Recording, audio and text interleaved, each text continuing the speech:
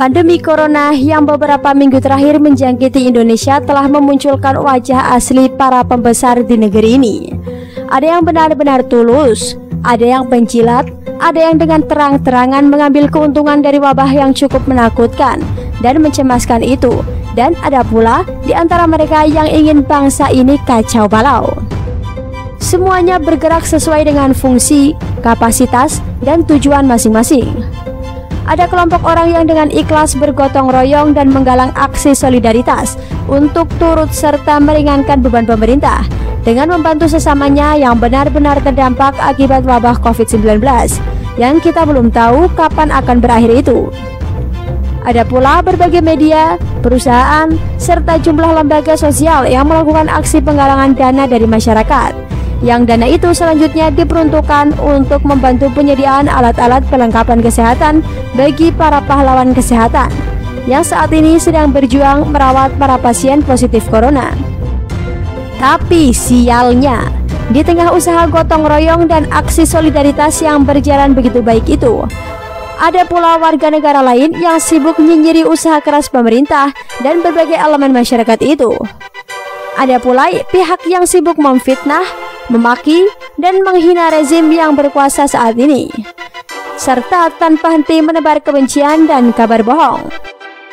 Ketika ada orang yang tanpa kenal lelah menebar kebaikan, di sisi lain ada pula orang yang tanpa kenal lelah menebar kejahatan. Persis seperti yang terjadi saat ini di tengah bangsa ini. Ketika virus corona mulai merebak, ada para pembesar di negeri ini yang meneriakan agar lockdown segera diterapkan. Mereka berdalih bahwa hanya dengan cara melakukan lockdown, Indonesia akan dapat segera terbebas dari COVID-19. Akibat suara lantang mereka itu, sebagian rakyat ikutan latah menyuarakan tuntutan sesaat itu. Tapi keteguhan hati Jokowi mampu mematahkan segala rencana busuk para provokator itu. Sedikit pun ia tidak berpengaruh dengan desakan lockdown itu. Ia tetap pada pendiriannya bahwa lockdown lebih banyak mudarat ketimbang manfaatnya. Hingga pada akhirnya Presiden Jokowi lebih memilih melaksanakan PSBB ketimbang lockdown. Presiden Jokowi selamat dari jebakan para pengacau itu. Tetapi setelah seruan untuk melockdown Indonesia gagal, kini muncul lagi seruan yang lebih mengerikan. Dari Senayan, tempat para wakil rakyat itu berkantor, muncul ide agar pemerintah mencetak uang sejumlah 600 triliun rupiah untuk menutup defisit anggaran yang jumlahnya cukup besar itu.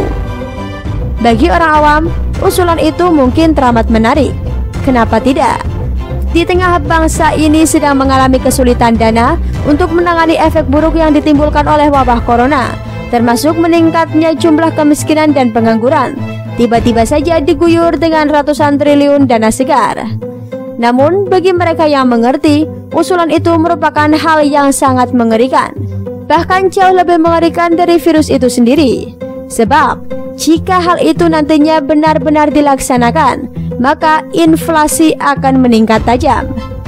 Sebab uang beredar di masyarakat akan melimpah ruah. Akibatnya apa? Secara otomatis harga-harga akan naik tajam pula.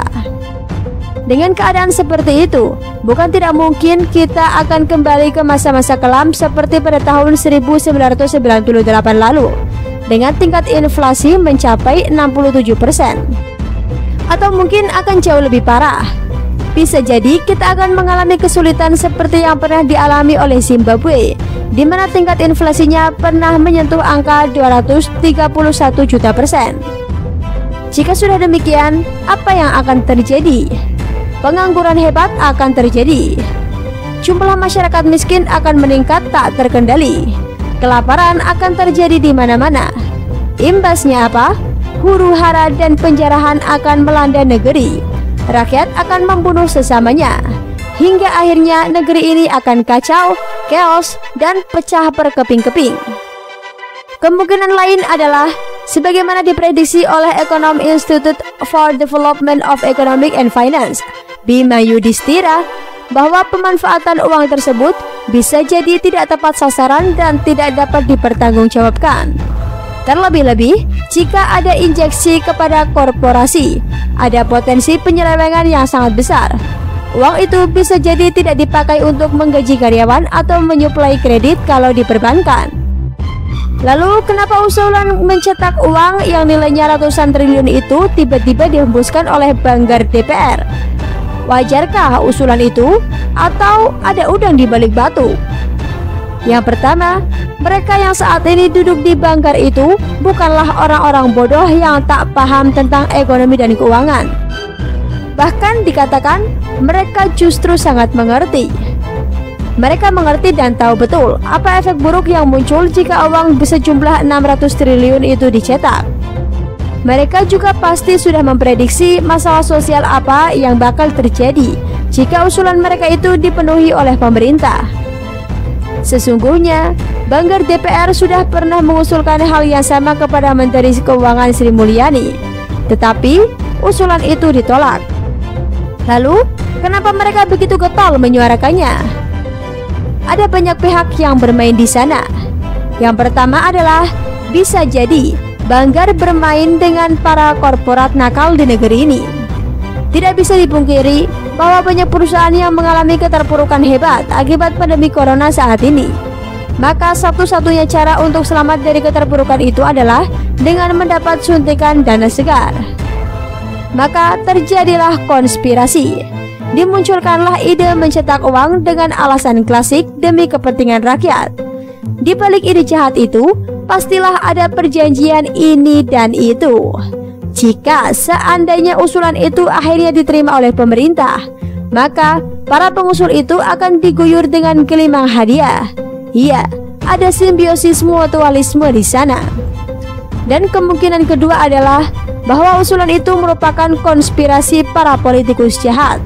Para politikus bejat itu kong kaling kong. Lalu disepakatilah ide untuk mencetak uang. Ide keji itu lantas dilempar ke publik. Jika nantinya ternyata mendapat respons yang cukup baik, maka mereka akan semakin gencar menekan pemerintah agar segera menerima usulan itu. Dan seandainya usulan itu nantinya benar-benar diterima oleh pemerintah, maka hanya tinggal menunggu waktu saja. Negeri ini akan segera memasuki era yang teramat kelam. Para pengkhianat itu akan tertawa terbahak-bahak. Rencana busuk mereka akhirnya terwujud. Tapi kita harus percaya, Presiden Jokowi tidak akan menerima usulan itu begitu saja. Sebab sekali lagi, Presiden Jokowi memiliki sikap dan pendirian yang teguh. Ia tidak akan memutuskan sesuatu tanpa melalui pertimbangan yang matang. Konspirasi jahat itu akan dimentahkan Presiden Jokowi dengan caranya sendiri.